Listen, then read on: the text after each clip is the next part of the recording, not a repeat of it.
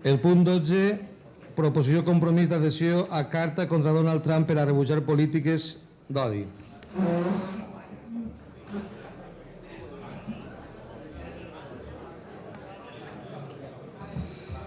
Bé, esta moció la van plantejar perquè saben que des que Donald Trump va arribar a la presidència dels Estats Units s'ha proliferat arreu del món cartes individuals i de col·lectius per a rebutjar aquestes polítiques que fomenten l'odi. La moció diu així: els esdeveniments que es venen succeint des que el passat dia 20 de gener Donald Trump va prendre possessió com a president dels Estats Units requereixen una resposta global que ens reafirme en els valors democràtics i pluralistes que compartim els països occidentals. A part d'alguns fets anecdòtics, dues decisions adoptades en estos dies pel president Trump revesteixen una especial gravetat. D'una banda, l'ordre executiva per la qual s'ordena la construcció d'un mur sobre la frontera sud ha sigut acompanyada d'intolerables atacs, amenaces i menyspreus cap a Mèxic. Exactament igual que avui fugen de països com Síria, l'Iraq o altres països milers de persones que s'han vist afectades per una decisió arbitrària, discriminatòria i profundament injusta, com ha sigut la de bloquejar l'accés legal al país de centenars de persones simplement i plenament per provenir de determinats països. Decisions com esta vulneren el dret internacional i posen en qüestió els valors de la societat nord-americana, una societat plural basada durant segles en la diversitat i el pluralisme. La deriva en la qual s'ha instal·lat l'administració Trump no acaba així ni afecta exclusivament els Estats Units. Les decisions preses i les que s'anuncien suposen una amenaça als valors compartits de la societat occidental que ha de ser resposta davant el risc que representen moviments similars als que representa Trump que en aquests moments s'estan produint a Europa, com és el cas de França o com és el cas d'altres països on l'extrema dreta està avançant en les enquestes. Per això, la resposta política ha de tenir necessàriament un abast polític europeu. La Unió Europea, igual que han fet països com Canadà, ha de respondre reforçant el discurs democràtic, integrador i obert, abandonant la indefinició i falta de compromís d'alguns països respecte al drama dels refugiats i liderant una resposta basada en la tolerància i els valors democràtics. Més de 5 milions de persones en el món ja han signat una carta per a rebutjar el que criden polítiques d'odi, anomenada Carta Oberta Global a Donald Trump. A través d'internet, l'organització The World in Action, present en 194 països i amb 44 milions de membres, està promovent una carta que qualsevol persona pot signar electrònicament per a rebutjar les accions executives del president dels Estats Units. La carta explica que el món rebutja la seva por, el seu odi i el seu fanatisme. Rebutgem el seu suport a la tortura, les seues trucades a assassinar civils i el seu estímul general a la violència. Rebutgem la seva denigració de dones, musulmans, mexicans i milions d'uns altres que no s'assemblen a vostè, parlen com vostè o recen al mateix Déu que vostè.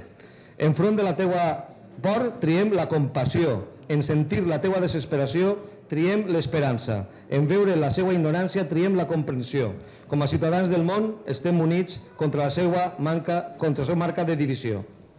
La ciutat de Sagunt sempre ha defensat els drets de les persones, considerant que els països i les ciutats no poden quedar-se en silenci davant decisions com la del president americà, que a més de generar una crisi mundial a la setmana d'ocupar la seva butaca a la Casa Blanca, suposa una clara amenaça contra el discurs integrador, democràtic i obert que ha de presidir la política amb els refugiats. És per això que creiem necessari que es manifesti el rebuig dels ciutadans de Sagunt a les polítiques injustes dels Estats Units amb els refugiats. I per això proposem els següents acords. El ple de l'Ajuntament de Sagunt manifesta de forma inequívoca el rebuig de la societat saguntina a les decisions de l'administració dels Estats Units d'Amèrica adoptades anomenades polítiques d'odi. I per això ens sumem a la carta promoguda per The World in Action, Carta Oberta Global a Donald Trump. El ple de l'Ajuntament de Sagunt insta les institucions europees i el govern d'Espanya a reforçar els mecanismes de solidaritat i acolliment de persones refugiades. En particular, exigint al govern d'Espanya que complisca amb els seus compromisos adquirits respecte als contingents de refugiats. Esta és, per tant, una carta que jo crec que pot representar i projectar els valors de la nostra ciutat com una ciutat solidària, com una ciutat tolerant, com una ciutat de la igualtat, com una societat justa en tots els camps de del que és la vida social de les persones.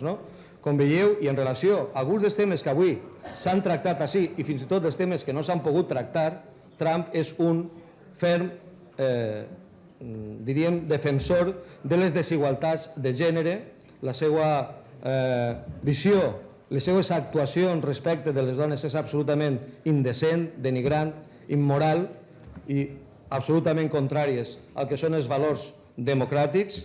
Evidentment, el menyspreu cap als refugiats, com també està demostrant Europa amb aquestes cues de persones que han de fugir de la misèria i de la violència de Síria i que han de patir els rigors de l'hivern i la insolidaritat d'Europa, i per suposat també el seu rebuig a totes les polítiques i als compromisos mediambientals que s'han adquirit en aquests últims anys al món. Avui mateix, com han vist o han pogut veure en les notícies, estava demanant un augment del 9% del pressupost militar en detriment de partides tan importants per a complir compromisos ambientals que ja en la línia d'altres governs no són justament allò més fort en la política dels Estats Units. Per tant, jo crec que aquesta és una idea que llancem per a que la nostra ciutat puga també cridar ben alt que les polítiques de Donald Trump no sols afecten els Estats Units, sinó que afecten tot el món per la capacitat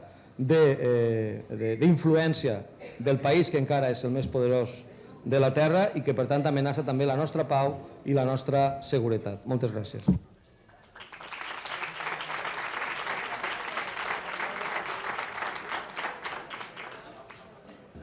¿Alguna paraula? Señor Abelleira.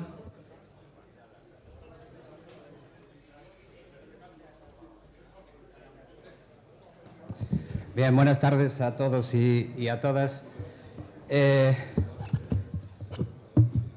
Bueno, en esta moción yo siempre me he considerado un emigrante profesional. Me he pasado media vida recorriendo el mundo y sobre todo he estado 10 años en Estados Unidos y he estado 10 años en Estados Unidos como ilegal. Entonces, desde aquí quiero mandar un mensaje de solidaridad a todos aquellos compañeros y compañeras, amigos que tengo allá, que están sufriendo las políticas de un excéntrico personaje, ¿no? Apoyado por los votos, pero yo sigo pensando que son excéntricos, ¿no? Y simplemente eso, pues desde aquí todo el cariño para los latinos y latinas, sobre todo, ¿no? Que son los que están sufriendo estas políticas. Gracias. Moltes gràcies. Alguna intervenció més? Vots a favor? Per unanimitat.